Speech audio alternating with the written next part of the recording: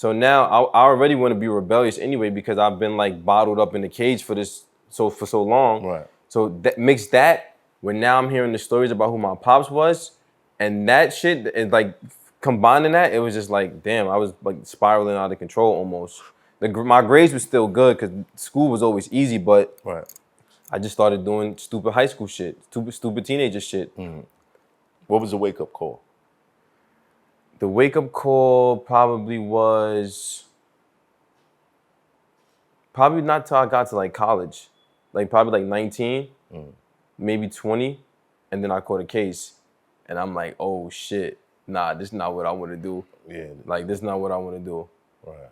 Cause that was like, I seen what I was putting my family through. Like a lot of people don't understand, like when you go to jail or when you get arrested or whatever, like, yeah, you going through it, but it's a million other people that it's affecting, probably worse than you because they not only are they dealing with their emotion, but they also scared for you. So it's triple and double than what you feeling because you only got to worry, you feel me? So, and I seen how it was affecting everybody and I'm like, yeah, maybe that's not it. I mean, I got in trouble again later on after that too, but at that point I was like, I'm not doing no more. So about that first case, what was it? Scamming. Yeah.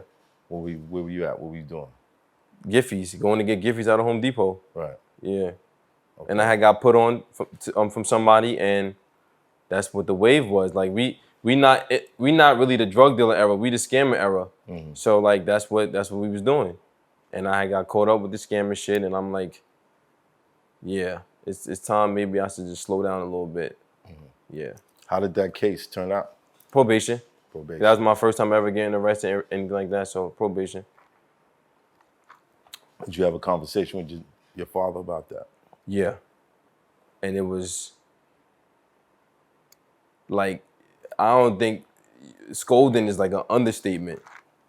Like, and you gotta remember, well, you don't know, but my grandfather was in the military, right? So he kind of takes on like a drill sergeant military type of persona mixed with his street persona. So that's a tough persona to deal with. So like, the scolding was like unforgiving and brutal. And I'm like, yeah, I ain't fucking around no more. Yeah. Wow. When did you first get to see him? I never seen him. You're not allowed to do it? Okay. All right. Wow. Okay. So you went through that. You got a little taste. I don't like this. Yeah. How did you get into the second one? I moved. I went down south. Right. And you know how New Yorkers are when they go down south, they think this shit is sweet. Einstein. They think this shit is sweet. And I'm like, smarter than everybody. And then when you get caught the first time, a criminal is gonna be like, this is why I got caught, this is how I got caught, okay, I'm not gonna do that again, I'm gonna be better, I'm gonna be different. Right. And then I was down south.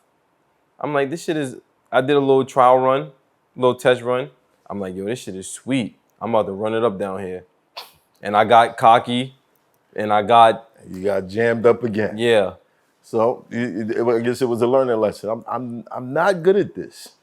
I'm not good at this. Yeah. I shouldn't be doing this. Yeah. You know what I mean? I had a good run. I made a lot of money doing that. So I wouldn't necessarily say I'm not good at it because just if you play a sport and you get hurt 1 or 2 times, that don't mean you're supposed to retire. Just because you got hurt, that happens. That's a part of the sport. I hope you ain't trying to justify the shit right now, because that's what it sounds like. No. That's what it sounds. I don't think I was tripping to say. Yo, listen, I'm not a criminal anymore, right? That's far removed. Right. But I don't think I was a bad criminal. I think getting caught is a part of it, bro. Take it from someone. Listen. Yeah. Good criminal, bad criminal. No. No. A key word. Yeah. College. Yeah. What was college life like for you? You know what? I never really enjoyed it because I was scamming when I was in college. So I would just go to school to recruit people and I never even really went to my classes. After my first semester, I stopped because I was making money. My first semester, after that, I'm like, yo, I'm not doing this shit. I'm get some people, bring them with me on the road or try to get them to do this, blah, blah, blah. And yeah, I'm just going there to recruit people. Right. But once you got jammed up the second time, that's when you decided. Yeah, definitely. That's it. Definitely. Okay. What was the next step? Me just figuring stuff out. Like, okay, this is not gonna work. I can't do this. I ain't gonna be no rapper. Everybody, oh, yo, that's one thing I've always gotten. Like, yo, you not gonna rap? Yo, rap. Yo, you should rap. Yo, you know everybody rap. I'm like, nah, I'm not gonna be no rapper. Wow. So I think I started doing clothes. Like, I was cool with one of my boys from the projects from Baisley, and he was in the clothes. So I was running around like promoting his shit, helping him with his shit. I'm like, yo, he wasn't appreciating it. What I was doing, I was bringing him around everybody. I had him next to Tiana Taylor. I had him next to Russell Simmons. I was just getting his shit to everybody. I'm like, you know what? I'm gonna do it on my own and just see how it works. And then I started doing merch myself. How were you getting these connections? Just knowing them from a friend of my father who would introduce me to them, or just, you know, I would go out to dinner with somebody, or, you know, I was in Harlem anyway, so I knew Tiana. So like, it's just different stuff, just different along down the road connections, building it with people, building rapport, being a good person, you know. Right. Yeah. All right. Knowing the history and the entanglements with That's other a good people word. that might not appreciate your father. Yeah. Were there ever any verbal, you know, people saying things to you about, yo, this, that, and the third, or throwing things in your face? I went through a couple of instances where somebody would tell me they was gonna do something, and then now that I'm older, in hindsight, I can look back and say they probably felt like the other guy wouldn't probably like that they was helping me or that they was assisting me. So they probably had to weigh the options like, do I help Preem's son or do I go against this guy? And at that time, still he was real strong. So a lot of people was like, damn, I don't know if I want to have him as an enemy.